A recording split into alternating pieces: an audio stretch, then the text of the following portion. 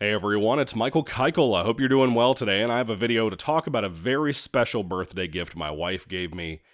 Knowing that I'm a die-hard fan of one of the guys involved here, who I would say is the big creator of this project, this book, this graphic novel I'm about to talk about. Um, I have so much to say about this as a fanboy. This is going to be more of a fanboy review than anything, so I'm going to let you know that up front. This is a review for Ghost of the Badlands, written by the famous YouTuber Razorfist, who deserves way more subscribers, views, everything. But man, he's a successful dude, and I love the guy. Been watching him since I was probably 13, 14, 15. I'm almost 30 years old now. It may have been a little bit longer than that, maybe 16, 17, I don't know. But anyway, I've been watching him since I found his GameStop video, or videos, I don't remember how many he did, many years ago when he had just kind of started out, and I have seen every video, every podcast, everything that he's ever done, including his appearances on Side Scrollers for the last couple of years. Another podcast here on YouTube, which is great, hosted by Stuttering Craig. If you haven't seen it, check it out. I'm a die-hard Razorfist fan, and over the years I've learned so much from this guy, especially culturally. Like, he doesn't just talk about politics, he talks about movies, games, comics, everything. I love the guy so much, and frankly, aside from my original favorite YouTuber, Blows Himself Up Dude, who removed all of his videos where you can't watch them, I had to make a new one be my favorite, and that's probably Razorfist, because of how elegantly and hilariously, with his type of black humor, which plays very well into this book, it just brings his channel to life. It brings every video he does to life, and I love the guy for it. But I've wanted to read something that he read, or that he wrote, excuse me. I have his first two pulp novels that are about 100 pages apiece. I don't remember what the first book is called, but the second book is called The Death Mask. You can check him out. I'm assuming if you go to Amazon, you click on his author page, if you find this book, Ghost of the Badlands, on there, that you can probably find other works from him and therefore find those.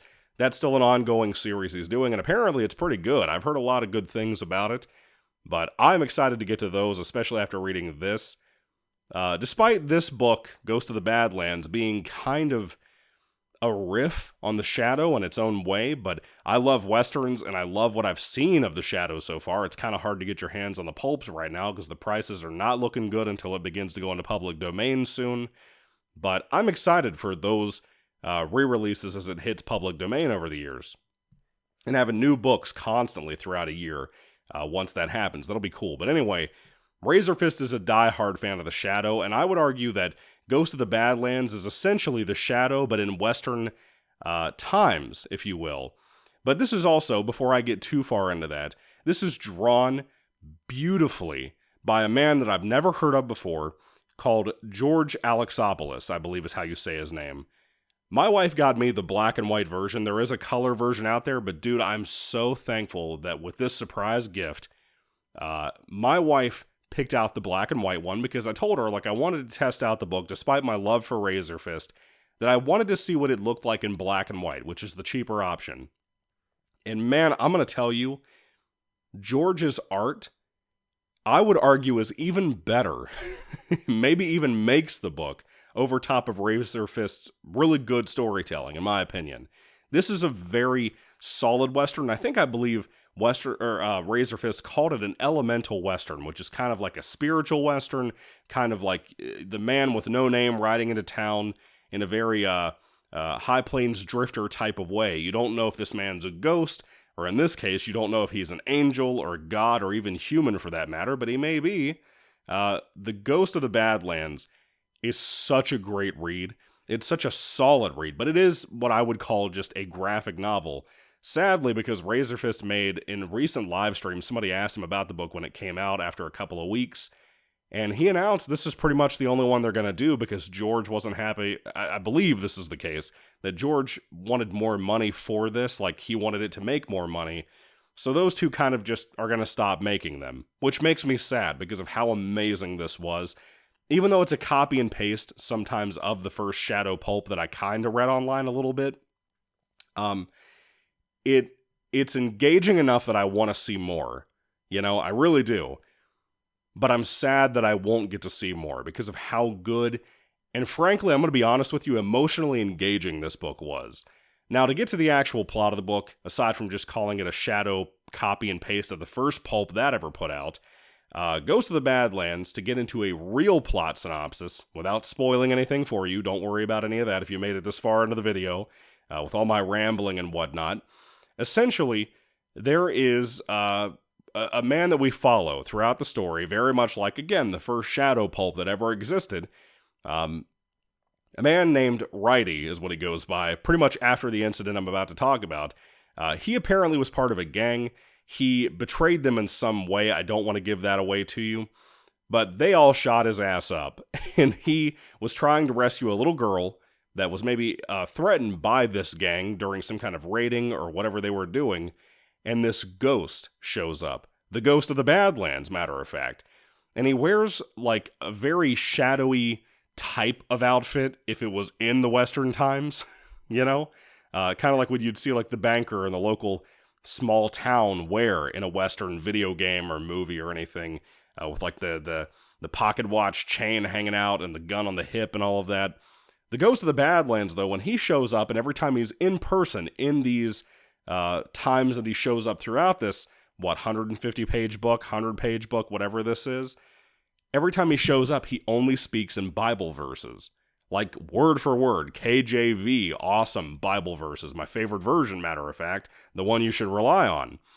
And that, again, kind of leans us to, who is this guy? Is he just a religious fanatic? What is he? And he is the savior of the Badlands in a lot of ways. He's a Christian, so on and so on. And he saves Righty by eventually taking him out to some kind of doctor. But it turns out Righty loses his arm, and I assume that's why he starts to go by the nickname Righty, as kind of a very dark humor joke, the way Razorfist always does on his channel, which made it even better for me. It made me smirk, and it made me laugh. Righty is a very Clint Eastwood-looking character. I really like that, the way he looks, the way he carries himself when he has the poncho over his body in later parts of the book. Looks just like Clint Eastwood. Very cool tribute in a lot of ways. Kind of like Clint Eastwood, but also like the guy who played the original Django before Jamie Foxx. That was kind of cool. But essentially, when Righty wakes up from his almost near-death experience, from his old comrades, if you will, he lost his right arm because of being shot too many times there. The doctor couldn't save it. And he's about to blow his brains out with his pistol, and he looks over and he sees a letter tucked in under some stuff of his on his nightstand in this room he's in. And he begins to read the letter with the one hand he has, and he finds out that this Ghost of the Badlands is offering for him to basically have a second chance at life, to be a good guy. And that's where kind of the Christian second chance comes into the story here. The Bible itself and God himself take a very a big position in this story without physically being there. This is about a servant, the ghost himself, that brings in other people, again, very much like the Shadow. He brings in other people into his little, you could almost say cult, but it's not, because it's not evil. He brings in people to do favors for him now that they owe him his life, or their lives. And the way that these people, you know, kind of show themselves to other members of the community are like a cross that also has like another T above it, kind of like where they would probably hang the sign for Jesus, or maybe it is the sign for Jesus when he was crucified, above his crucifix. Now, that was fascinating to me. But he goes ahead and he accepts this opportunity. He goes to this particular location, meets another member of the Ghost kind of team, squad, whatever, because apparently the Ghost is rich and has people all over the place that work for him that are in this, what he calls Christian obedience, which I thought was interesting. And I don't even think necessarily you have to be a believer like in God or in Jesus specifically like a Christian would to follow him. I don't think that's the case here. It's just a matter of doing the right thing for the guy who saved you. And I love the way Righty carries himself. The Ghost is absolutely not in this enough, but I hear that all the time about the first book of the Shadow Pulps. I don't know how true that is, but that's what I hear a lot. I've only read a little bit, maybe the first few chapters of that original pulp online. So I can't verify that, but that's kind of the general gist I get. This is a play, like I said, on the Shadow of having him during Western times. There is some brutal shootouts. Not like, oh, well, there's a guy over here with his teeth laying on the ground beside him. But when someone gets shot, there's almost this wispiness of how the blood is splattered around, like in the air. It's awesome. I don't know how George Alexopoulos did that in a comic, and yet we never see that in comics, American or otherwise, almost ever. Even in a lot of Japanese manga that I read, you don't really see that a lot there either. It's fascinating how amazing the art is in this. And like I said, I think it carries the book even more than what Razorfist is doing as a riff on the Shadow. The mask that the ghost wears, I don't know how much of a fan I am of that. The myths from the local bartender that Ridey encounters, telling him possibly a little bit about who the Shadow might be, some of his other nicknames. I like that, but then there's another character who potentially gives a backstory of who the ghost may be later on in the book. And it's not like a mystery you and I would be exposed to, but it's like a possibility of, hey, there might be this guy that may be the guy trying to come after us. We don't know. That part of the story, I don't really know how I feel about. It kind of depends on how that's executed in the future. If Razorfist does get with a new artist and does make more of these, which I really hope is the case. But I would love to see where this goes, man, because again, this is a full-fledged book. You get, as a graphic novel, the complete story for Ridey's story arc. And there's some brutality to it, like I said, with the blood, but the emotion behind it, I think I mentioned this earlier, to me, it's very emotionally engaging, and there are moments involving a girl later on, not like a little girl, but a grown adult woman, later on in the story. And this isn't like a dark way, but the way something happens with her in the last couple of pages of the book really hit me as a Christian. It really hit me in a way that kind of broke my heart in half a little bit.